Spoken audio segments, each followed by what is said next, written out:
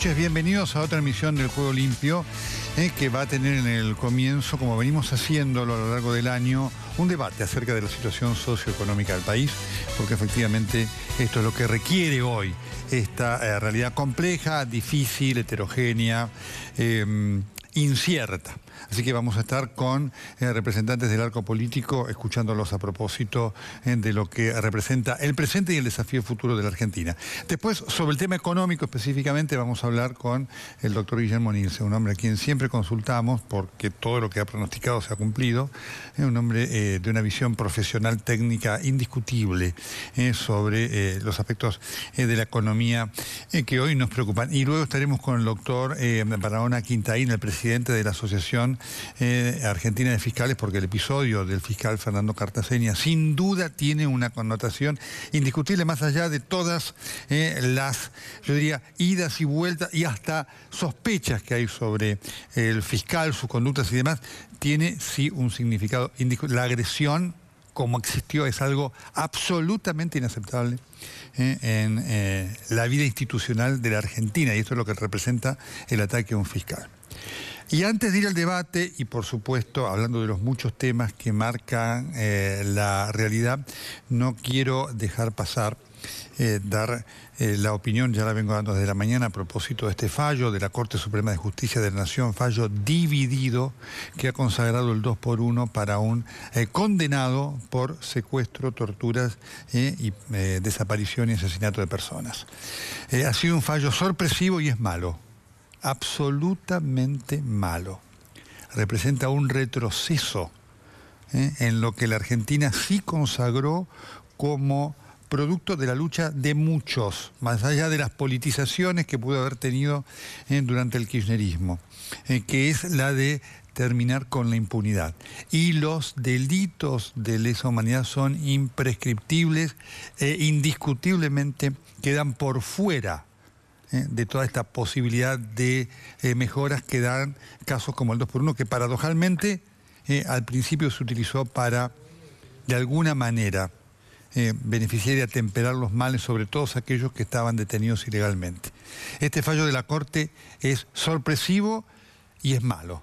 Es un retroceso que la Argentina no merece. Me voy a la mesa para comenzar con esto que es el tema que ponemos y estamos poniendo como tema esencial de nuestro programa, que hace a lo que es la vida de todos nosotros, con la realidad socioeconómica. ¿Qué tal? ¿Cómo les va? Muy bien. Buenas noches, bienvenidos. Hola, buenas noches. Bueno, y la primera pregunta es casi, ¿cómo estamos? ¿Estamos muy bien, mal, regular? Yo lo que puedo decir, estoy llegando ahora del Chaco y de Corrientes, y la verdad que el sector productivo de la Argentina no está bien. La Argentina ha quedado muy cara para producir. No ha quedado cara por problemas de los productores, ha quedado cara por la macroeconomía. Hoy tenemos una tasa que dobla, pongamos un ejemplo, la chilena, una presión tributaria que está a 10 puntos sobre PBI más grande que la chilena, una tasa de interés, como le decía recién, un costo logístico, un costo de operación. Es decir, la Argentina hoy está a un nivel que por eso vemos que los fines de semana 14 kilómetros de cola para pasar a Chile, vemos que en el Valle de Río Negro, mientras se pudren las plantas, la fruta, importamos, no importa cuánto, pero importamos manzanas. Vengo de Corrientes, una preocupación enorme, fíjese, la provincia de Corrientes, junto con la Universidad de Corrientes, tiene ya hace mucho tiempo un proyecto de transformar la madera, el parque forestal, sí, todo lo que es la industria foresto-industrial, en casas con una excelente performance. Hoy ven que le van a importar las casas prehechas de China. Esto ya hay 15.000 compradas en Mendoza. Siempre tipo ves que me decía, ¿se la había hecho? No, yo no la había. Es una propuesta que está. Entonces, lo que dice la economía del interior, bueno, uno ve el campo, que el campo le ha ido bien, hubo políticas de quita de retenciones que nosotros acompañamos y demás, pero hoy, cuando usted ese poroto de maíz lo quiere transformar en leche, está muy mal el sector lechero. Cuando lo quiere transformar en cerdo, estamos trayendo cerdo de Dinamarca o pollo de Brasil. Yo acá le traigo algunos ejemplos que le puedo decir que ya la Argentina, por estar caro la producción, estamos importando. ¿Y es así? Mira, no, digamos, estamos viendo un periodo de transición, como el propio presidente lo ha reconocido, una transición de un gobierno de muchos años. El anterior, 12 años, es mucho tiempo, en donde la situación económica que entregó el kirchnerismo era muy difícil, muy complicada, ¿no? 5 años de caída de la actividad industrial, 1 de cada 3 argentinos en empleo negro, bueno, todas las medidas que nos dejó, ¿no? El cepo cambiario, todo el alto nivel de inflación, y por lo tanto en esta transición hubo que ir uno por uno tratando de resolver estos graves problemas, y estamos tratando de resolver estos graves problemas en la Argentina. Algunos hemos avanzado mucho, como ha sido, por ejemplo, lo que tiene que ver con la eliminación del cepo cambiario, lo que tiene que ver con reactivar el sector de agropecuario, que estaba muy complicado con las retenciones. Estamos en un proceso de rebaja de baja de la inflación, y estamos ahora con los nuevos anuncios que hizo el presidente el 1 de mayo, tratando del Día del Trabajador, tratando de cambiar una situación complicada que es la del empleo en la Argentina. Me parece que es un proceso que va a llevar unos años, por supuesto, pero me parece que vamos bien encaminados con medidas claras que ha tomado el gobierno para mejorar la situación de un país que realmente estaba en problemas graves, ¿no? Más allá de las preguntas puntuales, si usted, su impresión general del momento que se está viviendo, económico, social. Bueno, para los trabajadores es un momento enormemente negativo. El salario en el año 2016 para el que tuvo paritarias cayó alrededor del 10%. Ahora tenemos en un cuatrimestre, solo hasta abril, alrededor de otro 10% de inflación, lo cual proyecta una inflación de entre el 25 y el 30% para este año, con paritarias que el gobierno se ha fijado con un techo no mayor al 20%. Es decir, que vamos a otra caída del salario. Se han perdido entre 100.000 y 130.000 empleos en el sector privado, de acuerdo a quien realice el cálculo. Bueno, otros están contentos. Es indudable que el que trajo dólares y los colocó en esta especulación financiera con Levax, con bonos del Tesoro, obteniendo una renta extraordinaria en esta colocación, indudablemente está bien. Pero esto lo ha pagado la mayoría trabajadora. Es cierto que venimos de un kirchnerismo de 30% de trabajo precario, de una crisis de deuda pública y de un cuadro indudablemente de quiebra en muchos sectores. Pero la política que se ha desarrollado hasta ahora ha agravado esta situación. Pocas veces se vio, en tan poco tiempo, una política de tantos incentivos al capital agrario, financiero, minero, petrolero, con resultados tan pobres y tan negativos para los trabajadores. ¿No? Bueno, a ver, más allá de los anuncios y de la situación compleja que todos sabemos que le tocó asumir al gobierno de Cambiemos, yo me quiero quedar con los hechos, con las realizaciones concretas. Y fundamentalmente creo que en una situación compleja y de crisis como la Argentina, se nivela de abajo hacia arriba. Y en un gobierno que tuvo que soportar en la instancia preelectoral el hostigamiento de que se venía justamente a gobernar para un sector privilegiado y que todos los beneficios sociales quedaban a un costado, yo me quedo con las medidas sociales, con 500.000 hijos de monotributistas que hoy perciben la asignación y que antes no percibían, con 200.000 trabajadores temporarios que perciben la asignación y que no los percibían, con la inclusión de 1.200.000 chicos a los beneficios de la asignación que no los percibían, con la cobertura universal a la salud, porque hay 15 millones de argentinos con una crisis estructural de más de 20 años que no tienen el acceso a la salud y van a tener un carnet y el acceso a la salud, con la pensión universal. Y eso se ve reflejado en el presupuesto donde se destinan 1,5 billones de pesos, significa el 64% de la inversión pública total en el gasto social. Digo, ahora, en materia de trabajo, miren, en materia de trabajo es cierto que la situación es difícil. El país no genera empleo privado hace 7 años. Hace 7 años no genera empleo privado y hace 4 que no crece. Pero también es cierto que hay 82.000 puestos de trabajo formales en estos últimos meses. ¿Alcanza? Por supuesto que no alcanza. Por supuesto que es insuficiente. Por supuesto que el crecimiento tampoco va a ser lineal. Ojalá lo fuera, pero yo me quedo con datos. El 10% de incremento de la construcción en el mes de marzo. La expectativa para los sectores medios, del crédito hipotecario, doctor. Escúcheme, por primera vez en marzo se lanzó una línea a 30 años con un 4% de interés anual. Bueno, perdón, y en materia laboral, la ley del empalme, la posibilidad de quien hoy tiene la asistencia transitoria, que así surgió, pero fue permanente, por los señores que están enquistados en muchas provincias y que tienen un manejo feudal y clientelar del poder y que pueden insertarse al sector formal del trabajo. Parece que son decisiones en un cuadro complejo que yo los quiero poner en valor. Mire, yo lo que creo que sencillamente el gobierno le ha tomado el gusto a esto de la polarización, a esto culpa de confrontar, asustar con Cristina, porque si no venimos nosotros, o es Macri o es Cristina, la opción es o corrupción o ajuste. Yo creo que esto está lejísimo de la realidad. Y creo que hay muchas alternativas en el medio. Se nos dice a veces a nosotros kirchneristas, si hay algo que no somos kirchneristas, porque fuimos quien derrotamos al kirchnerismo en el año 2013 y evitamos la reelección externa y la reforma constitucional. Ahora, también cuando hablamos de cambiemos, sinceramente, doctor, no veo dónde está el cambio. Este modelo ya lo vivimos, el modelo de la bicicleta financiera, donde es el ingreso irrestricto de capitales, planchar el tipo de cambio y subir la tasa de interés, es más viejo que el agujero del mate. Esto lo hizo Cavallo, esto lo hizo Martínez Dios. ¿Usted conoce algún país del mundo? ¿Sabe cuánto dio la bicicleta financiera en los 3 primeros meses del año? 11% de interés en dólares. Es decir, el interés que da 11 años el mundo, acá lo tuvieron en 3 meses. Conclusión, yo no conozco una... Porque los sectores que producen bienes en la Argentina, por lo que hablamos antes, hoy no pueden producir. ¿Sabe con qué se pagan los dólares que estamos endeudándonos? Con la generación de riqueza de los bienes que nos están. Porque estamos importando hasta cepillo de dientes. ¿Así lo ven ustedes? Conclusión, esa deuda que se está contrayendo a este ritmo no tendrá capacidad de repago. Primero, dejamos aclarar que es incomparable esta situación con los 90. De ninguna manera nosotros estamos aplicando las mismas recetas que los 90. La tasa de interés vos lo muy sabés bien, Vasco, que no es así. En los 90 decían lo mismo, que no iba a pasar. Medidas, no. Comparemos las políticas que se hicieron en cada época. Digamos, tenemos un gobierno que tiene medidas para restringir las importaciones. De ninguna manera hay un aumento de importaciones exponencial. No como dice, ¿no? Bueno, por supuesto, lo dicen las estadísticas, no es una cuestión. Yo tengo que hablar con estadísticas. Es más, también. digo, este año estamos importando menos que el año pasado y lo que ha aumentado sobre todo la importación desde el año de bienes de capital, que la primera vez que baja el producto bruto y suben las importaciones. Déjame terminar un poquito el argumento, ¿sí?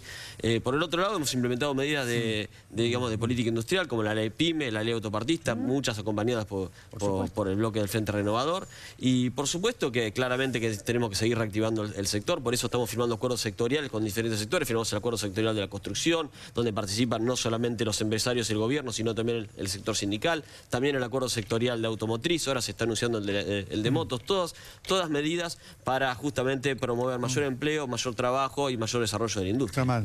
A ver, el problema de las importaciones indudablemente existe, y esto tiene que ver con los enormes desequilibrios y contradicciones de este programa económico. Por ejemplo, este ingreso artificial de dólares por endeudamiento que abarata la importación, los tarifazos, que también nos entra en cuadro, el alto costo del crédito y demás. Ahora, a la hora de discutir sobre este problema de las importaciones, ¿algo de esto se analiza, Nelson? De ninguna manera. El único que está sentado en el banquillo de los acusados cuando se discute el problema de las importaciones es el trabajador. Lo que llaman el costo laboral. Entonces empiezan a bajar aportes previsionales, bajar contribuciones, flexibilizar el trabajo. Es decir, armar una competencia entre los trabajadores argentinos y los de Taiwán, China u otro No hay una mercado. sola medida que hayamos tomado para flexibilizar los derechos de los trabajadores. No hay una sola medida para flexibilizar los derechos de los trabajadores. Por supuesto. No digamos cosas que no son. No hemos tomado una sola medida destinada a flexibilizar los derechos de los trabajadores. Bueno, aclarémoslo. Las leyes PYME son leyes de desgravación impositiva a los empresarios con el supuesto argumento de crear empleo. La ley automotriz no creó ningún empleo, hay suspensiones en las fábricas automotrices. Ahora, este empalme que se está discutiendo con los planes sociales es una malversación del presupuesto, es muy grave, porque el plan social forma parte del gasto social. Cuando se aplica para que un empleador pague menos salario, se está transformando ese plan social en un subsidio a las empresas, que además no es para crear empleo. ¿Por qué?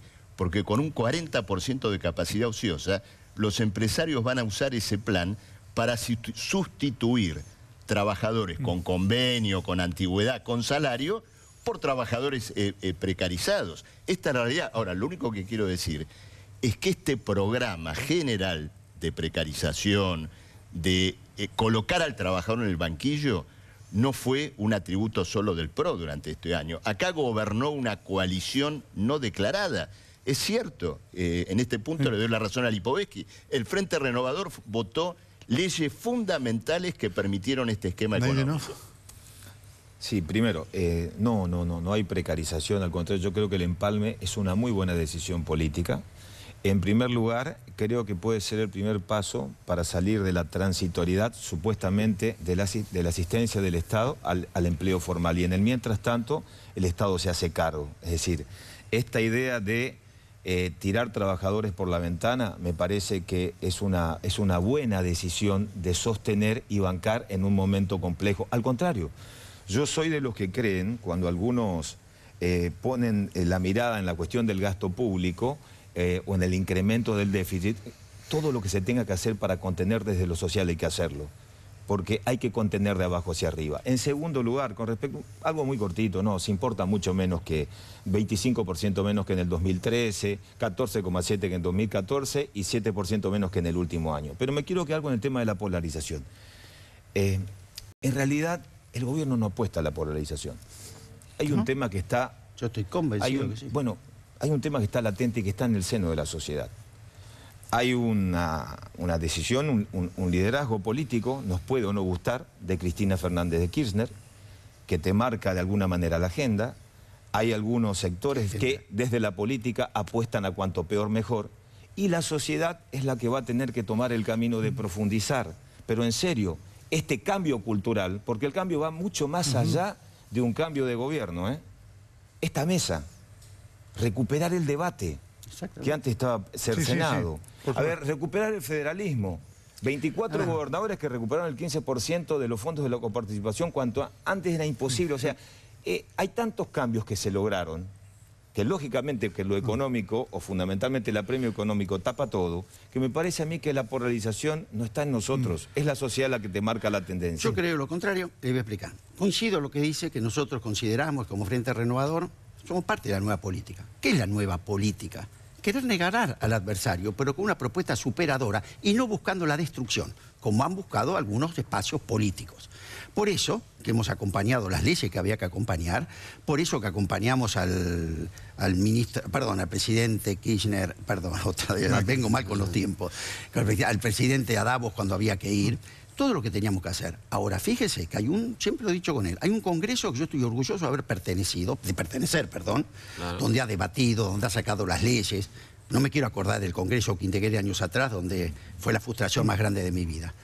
Como elogio ese congreso, critico al Poder Ejecutivo, que cuando no hay algo que le cierre 100%, somos destituyentes, como si la democracia no es la oposición. Entonces, yo creo que el gobierno le ha tomado el gusto. Sinceramente me hago cargo de esto de la oposición porque aparentemente rinde efecto.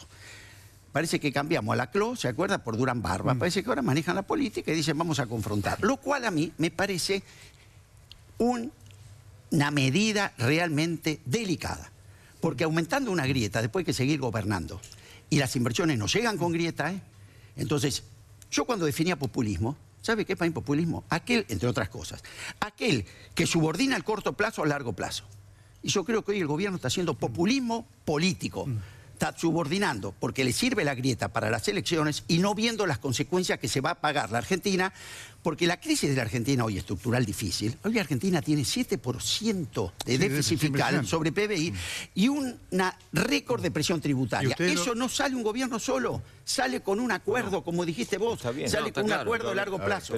Y eso al gobierno no le gusta el diálogo. A ver, el mejor ejemplo del nuevo modelo de la Argentina es justamente lo que pasó en el Congreso, sobre todo el año pasado, todo cómo debatimos, cómo se recuperó el debate, aprobar leyes de la oposición, incluidas del Frente Renovador. Me parece que fue un ejemplo de yo espero que no. Nosotros trabajamos y debatimos justamente y participamos muchas veces de reuniones de comisión, incluso convocadas desde la oposición y discutimos mucho con los diputados de esos temas. Yo creo que este consenso que acá se reconoce abiertamente no ha sido constructivo. No ha sido constructivo, es el consenso que llevó a la destrucción de 130.000 puestos de trabajo en la industria, a la caída del salario real y a un endeudamiento de 80.000 millones de dólares nuevos en la Argentina.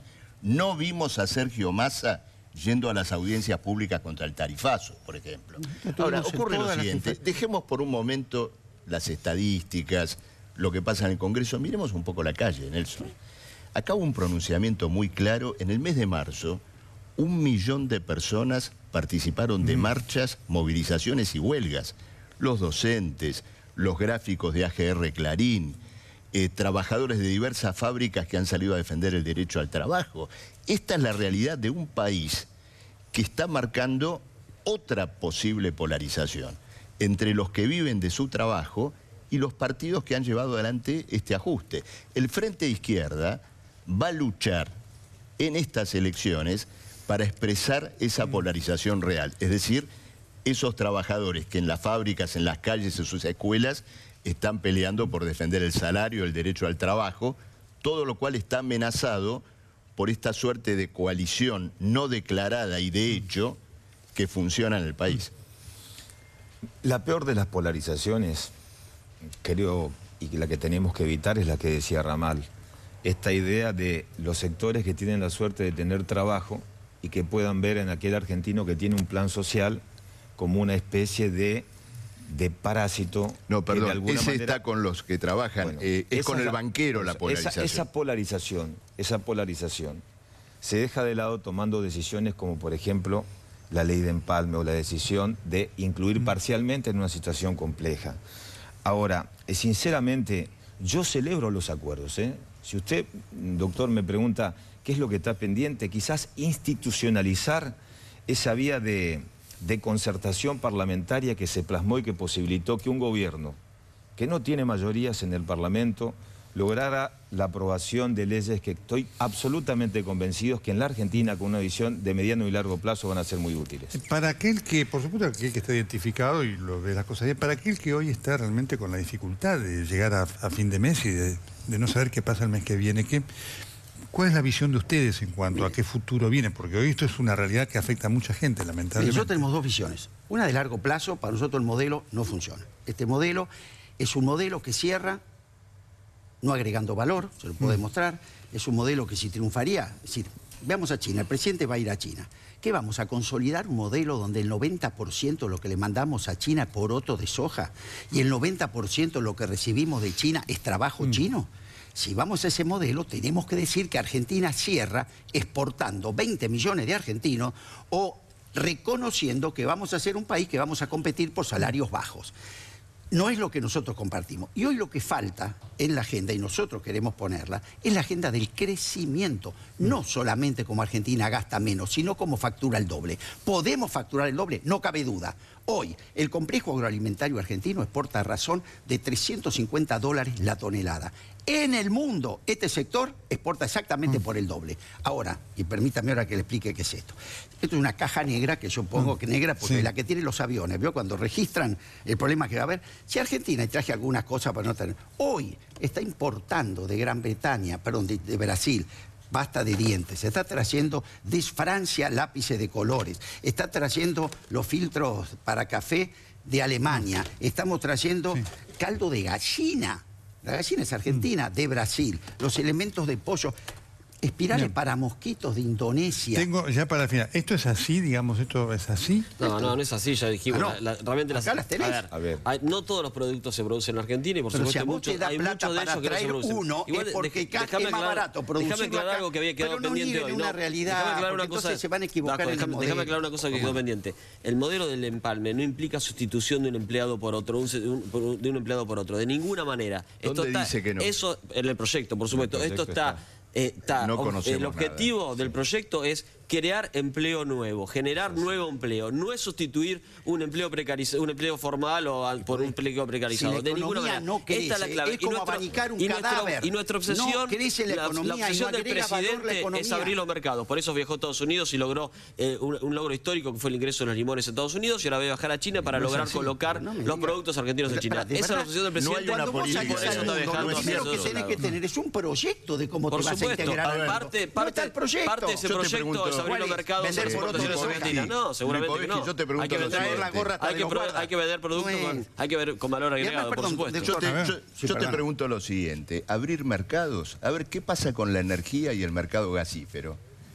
A los productores de gas, este gobierno, tarifazos mediante, le va a pagar $7.50 el gas, cuando en países donde los costos son parecidos a la Argentina, se le paga $2,50.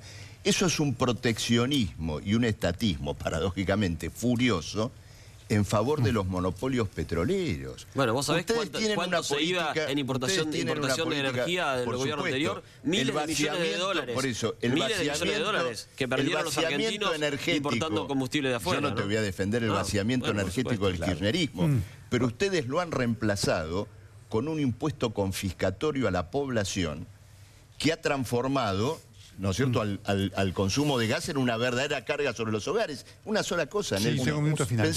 Pensemos lo siguiente. Inversión significa adelantar un capital para producir. Acá la producción energética se está financiando con el tarifazo a los consumidores. Sí, me quedo con dos cositas. Primero, cuando usted, ¿qué le decimos a la gente que está pasando mal? Mire, nosotros somos conscientes de que hay sectores que están pasando por una situación difícil, pero se apuesta al sinceramiento y fundamentalmente a la transparencia. En un país del relato que fue tan potente y tan fuerte que nos hablaban del autoabastecimiento y terminamos de la peor manera, y que un ciudadano que reside en Puerto Madero, en los 12 años del kirchnerismo, pagaba menos la luz que un desocupado en mi provincia, la provincia de Formosa, requiere un enorme esfuerzo. Ahora, lo que no sirve es la mentira, porque la mentira tuvo un alto costo. Nelson, lo único que decir, espero tener parte del oficialismo la voluntad política. Nosotros acabamos de presentar un plan de bajar los precios ya de los 10 productos más sensibles de la canasta familiar. ¿Qué decimos? Sacarle el IVA. ¿Qué damos? ¿Dónde están los recursos? Porque es reasignar partida del presupuesto y esto le permitiría a un jubilado subir 1.000 pesos su poder adquisitivo. ¿Lo van a discutir? Por supuesto, siempre estamos abiertos a la discusión. Como la reforma tributaria integral que está pendiente en la Argentina. El diputado Massa podría haberlo implementado cuando fue jefe de gabinete del kirchnerismo y no lo hizo, pero bueno, ahora lo discutiremos. Lo podía haber hecho Cobos cuando era vicepresidente también. Seguramente. Muchas gracias. Como siempre decimos, estos son los debates que hay que dar en la Argentina y lo que además hay que reganar es esto de la cultura del debate, que queremos aquí modestamente aportar como grano de arena. Como ustedes escuchan, aquí se debate, no se riñe. Y este también es un valor que quiero marcar ante cada una de estas intervenciones y cada uno de estos, insisto, esta mesa que compartimos con todos ustedes. Muchas gracias. Gracias. Ya vemos con Guillermo Nielsen.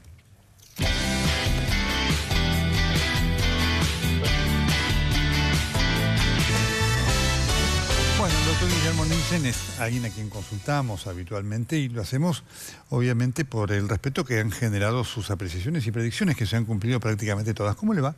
Muy bien. ¿Cómo ve este momento económico? Es un momento de cierta complejidad, lamentablemente.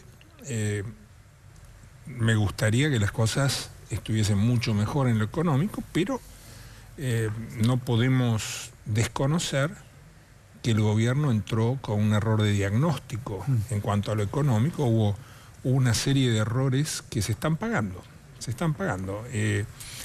De todas maneras, hay algunos indicadores que han mejorado un poquito. No creo que den como para, y tomándolo de la mesa anterior, no creo que la economía vaya a ser un sustento del voto en favor del gobierno en las elecciones que vienen. Me parece que eso va a quedar en el terreno estrictamente político. Creo que la economía no va a ayudar, la gente no va a sentir la plata en el bolsillo, para eso deberíamos estar creciendo al 6-7% anual y estamos muy lejos de eso. Ahora, ¿por qué no se crece? ¿Qué es lo que está pasando? En primer lugar, el gobierno no termina de poner en caja el gasto público. ¿Y eso se puede hacer con tanta demanda social? Digo, porque son las preguntas que arguye el gobierno, dice. No, está muy instalada esa idea. Escúcheme, a ver, nosotros pusimos en caja el gasto público en un momento donde la crisis social era realmente muy profunda. Me estoy refiriendo al año 2002. Y lo hicimos y ayudó a salir rápidamente. Acá se lo pone como con una contabilidad. No, pero si pasa tal cosa. No pasa. Creo que el gobierno tiene un problema y es que no ha logrado tener gente que sepa de presupuesto. Entonces eso, escúcheme, ahí hay un problema. Bien. Ha perdido mucho el tiempo en ese sentido. Y lo digo, como dije hace un rato, o sea, a mí me gustaría que esto fuese distinto, ¿no es cierto?, que los resultados se pudiesen ver.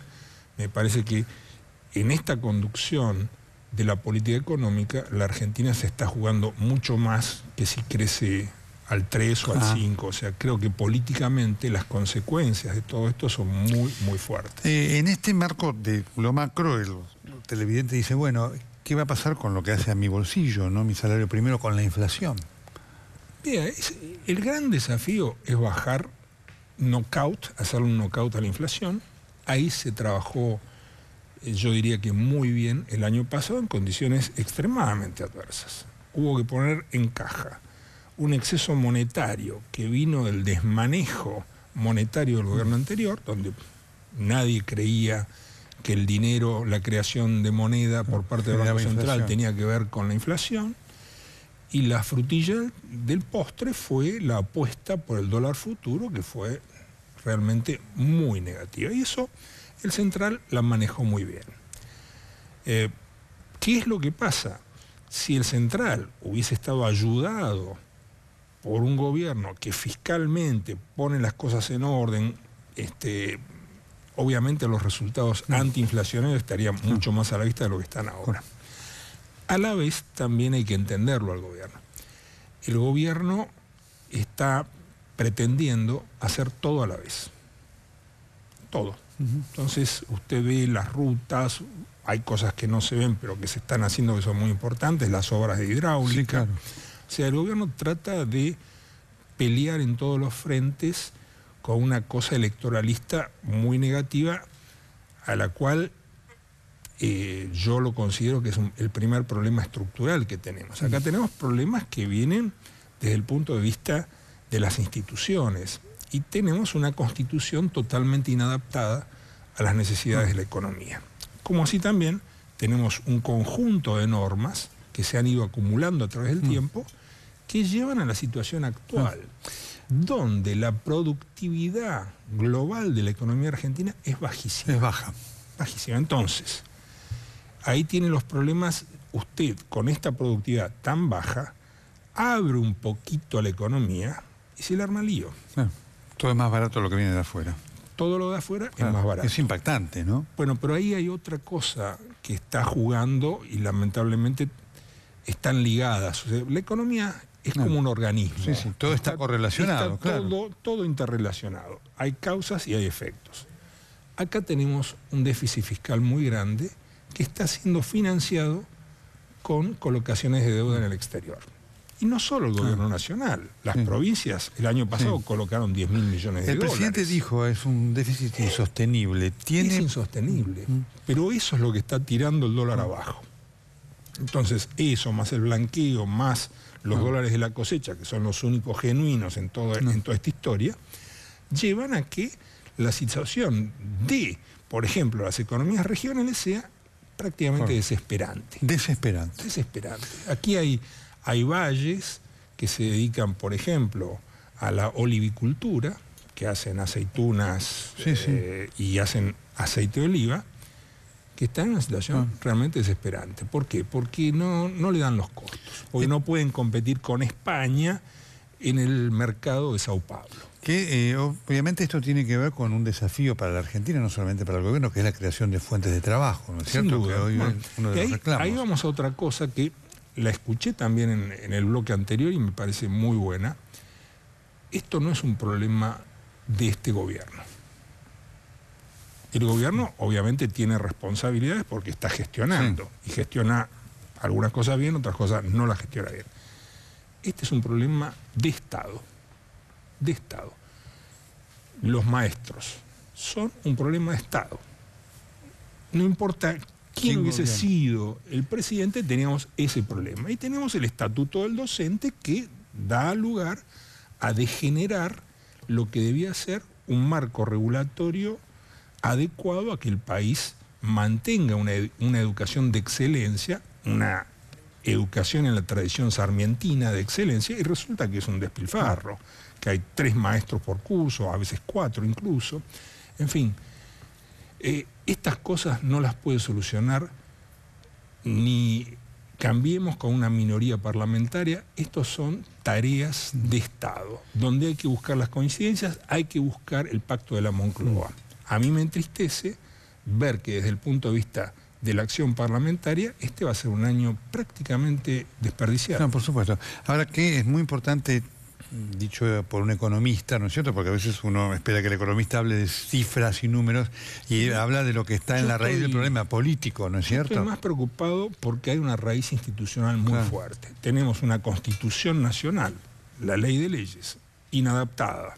Tenemos sucesivas normas que no tienen nada que ver con la paupérrima productividad que tiene la economía argentina. Entonces, con una economía que no tiene productividad, usted tiene patas cortas. Gobierne quien gobernar. Gobierne con quien gobernar. Quiere decir que este año, ¿qué inflación proyecta para este año, doctor Nielsen? Estar, si no tenemos nada raro, un 25% aproximadamente. ¿Qué imagina a la luz de lo que usted decía con el mercado laboral? Porque obviamente está en el desafío de mucha gente, tanto para el que lo tiene el trabajo, como para el que no lo tiene, qué sé yo, hay situaciones críticas, mira lo que está pasando con Sancor y demás, ¿no es cierto? No, desde ya. El presidente anunció algo muy importante de reducción de los costos laborales. Claro, reducción de los costos laborales está todo bien si hay un horizonte. Si hay un horizonte de crecimiento, entonces la gente, digamos, el empresario va a tomar más empleados. No es porque se reduzca, digamos, la incorporación de los planes sociales al costo laboral, eso en sí mismo puede ser una condición necesaria pero no suficiente. Acá lo que tenemos que ver es un horizonte de crecimiento. Y eso no lo estamos viendo. Vea, yo estoy hablando mucho con inversores del exterior en estos días. Importante, porque el gobierno habla de un entusiasmo enorme afuera. ¿Es así? Hay entusiasmo en Wall Street, hay entusiasmo hubo al principio, digamos, un año atrás había entusiasmo. Hoy hay moderación y más, son opiniones mucho más balanceadas que hace un año atrás. Un año atrás era un enamoramiento directamente. Salíamos de un gobierno que había pagado páginas de solicitadas en Le Monde, Wall Street Journal, New York Times, para difamar a un juez de New York. Usted se da cuenta que evidentemente cambiar de eso a un gobierno que va y lo primero que hace es regularizar su situación con la justicia de Nueva York, bueno, es un cambio de 180 grados y fue bienvenido. Ahora, ¿qué es lo que está pasando? Hoy hay una especie de debate, digo, porque hay distintas posiciones. Hay entre la comunidad inversora quienes piensan que realmente el verdadero Macri empieza a funcionar en serio con lo que la economía necesita después de octubre. Otros, y yo me incluyo en una mirada un poquito más escéptica, si estuvo dedicado como está dedicado a ganar la elección de mitad de mandato, ¿qué nos puede llevar a pensar que no vaya a estar dedicado a jugar a fondo con la reelección a partir del día siguiente de la elección, suponiendo que le vaya muy bien? ¿No? Qué difícil, qué desafío. Dos preguntas finales, ¿no? ¿Cuál es el rol del empresariado en la Argentina y cómo lo ve usted hoy? El empresariado de Argentina tiene un problema de demasiada, yo le diría en términos biológicos, excesiva consanguinidad.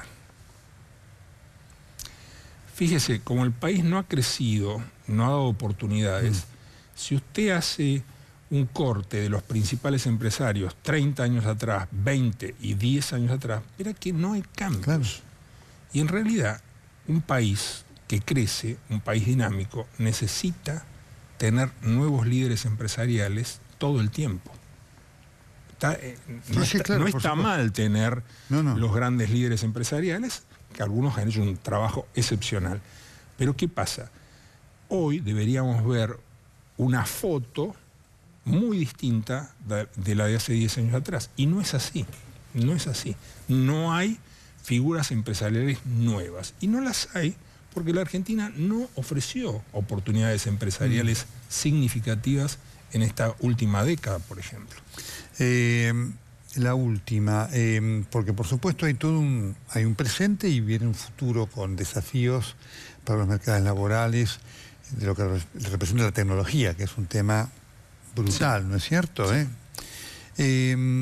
¿Usted sabe por qué ese debate está ausente en la Argentina?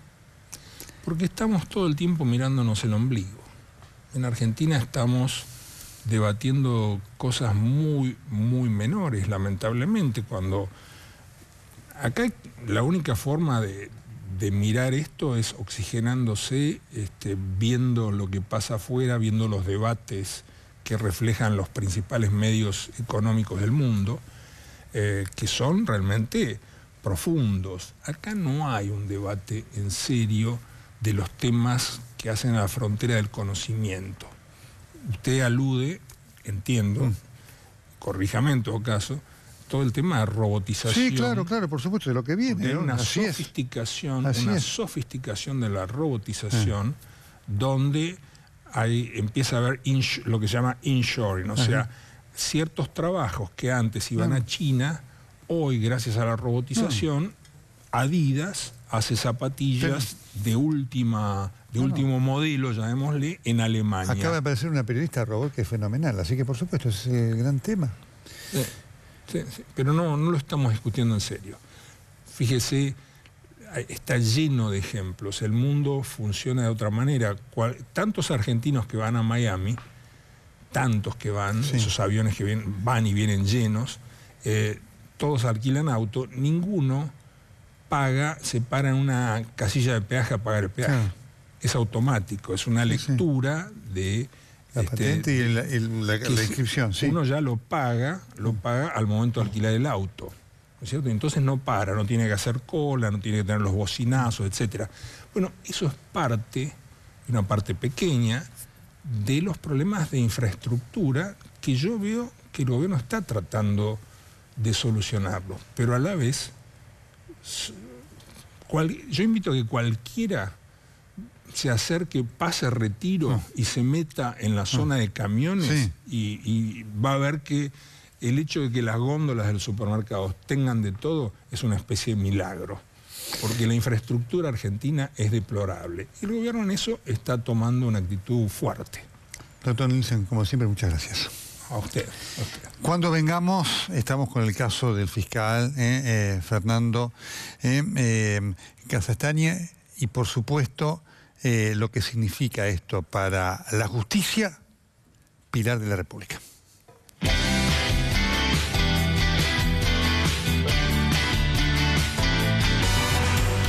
episodio que sufrió el fiscal Fernando Casastagne es de altísimo impacto, más allá de cuál sea la causa que llevó a esto.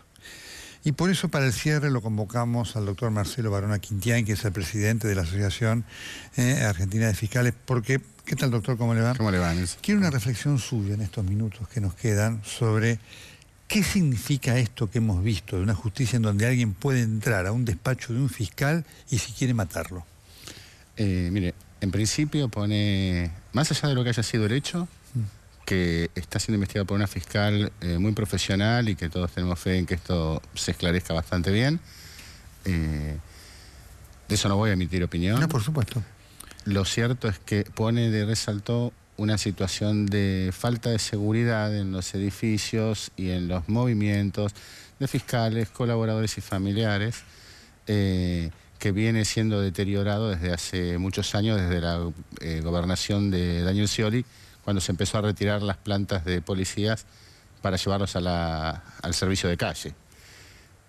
Eso, por un lado, que como asociación nosotros estamos velando porque se revierta esa situación y que se vuelva a dotar de seguridad. Y la otra es que pone de resalto otras circunstancias como la gente se empieza a recordar inmediatamente el caso de Nisman y empieza a tener ciertas alarmas, ciertas alertas, y yo entiendo que no es el caso ni remotamente como para alarmarse. En cuanto a las situaciones de temor que se estaban hablando de los fiscales, es por la inseguridad, pero todos los fiscales ya tienen profesionalizado el temor todos los días. Profesionalizado el temor. Pero sí, si no, no se podría llevar adelante esta profesión. Es bastante complicado. O sea, nosotros decimos que un fiscal entre las primeras condiciones que tiene que tener es la valentía, la independencia, la autoridad moral y ética y el compromiso republicano básicos. Después arranquemos con la capacitación, los conocimientos y todo lo demás. Pero sin esa vocación de servicio honesta no se puede ir adelante. Muy difícil. Sobre todo el que trabaja a diario, que se compromete con la víctima. Ahora, quiero hacer esto, porque lo que impactó es que por supuesto lo pudieron haber matado al fiscal. En ese edificio pueden entrar y robarse un expediente, quemar un expediente, cualquier cosa, ¿eh? Yo ayer fui a visitar a una fiscal que en los medios la estaban tratando bastante mal, a mi criterio injustamente, después de hablar con ella y leerme absolutamente todo el expediente. Y estacioné el auto en la puerta del Palacio de Tribunales sin que nadie me dijera nada. Me bajé, entré, subí al piso de ella, golpeé la puerta y entré sin que absolutamente nadie me detuviera. Mi único disfraz fue el traje, no era que tuve una gran producción. O sea, eso es lo que pasa en muchos lugares de la provincia. Un poco por esta situación de respeto hacia la justicia. A nadie se le ocurre ir a atacar a un fiscal porque sabe que esto tiene consecuencias. Y creo que nuestra sociedad ese límite lo tiene y ese respeto por los fiscales lo tiene. Y del que no queremos salir. Pero lo cierto es que esa profesionalización no debe dejar de cuidar y la obligación de cuidar a los funcionarios que trabajan. Quiere decir que ayer si alguien hubiera querido entrar a ver al fiscal Cartaseña o a cualquier otro fiscal, voy a ponerlo en forma brutal, a matarlo, podría haberlo hecho. Sí, es más, lo puede matar ahí, lo puede matar cuando él sale de un juicio oral. Hay juicios orales que el fiscal se mueve y se traslada a un tribunal oral. Se decide los próximos años de su vida en cárcel de una persona que puede ser muy peligrosa y muchas veces tiene que salir por entre el público que es a veces familiar de esta persona. Estas situaciones de crisis son absolutas y una situación de anomia generalizada como hay ahora son graves, Señor fiscal, queríamos convocarlo para esto. Muchas gracias. Muchas gracias a usted, Nelson. Quiero cerrar con esto, ¿no? Porque por supuesto, y esto que decía el fiscal, ¿no? La justicia es el pilar de la República. Sin justicia no hay República. Sin justicia no hay leyes que se cumplan. Fíjese lo que dijo el fiscal, ¿no? Le sacaron toda la seguridad y demás. Alguien a Cartaseña lo pudo haber matado, este fiscal también. Como también lo hicieron con Nisman. Por eso, insisto, más allá de cuál fue la causa que llevó a esto que ayer le pasó a Cartaseña, hoy los fiscales y hombres de la justicia que trabajan con honestidad, investigan a las mafias, pueden transformarse en otro Nisman sin ningún problema. Es una reflexión importante que deberían hacer las autoridades de todos los estamentos institucionales de la República para ver cómo cambiamos esto. Porque el caso Nisman lo mostró. Cuando murió Nisman, la investigación por el pacto con Irán y otras cosas de la AMIA se terminó. Es decir, reinó la impunidad. Hasta el próximo jueves. Muchas gracias.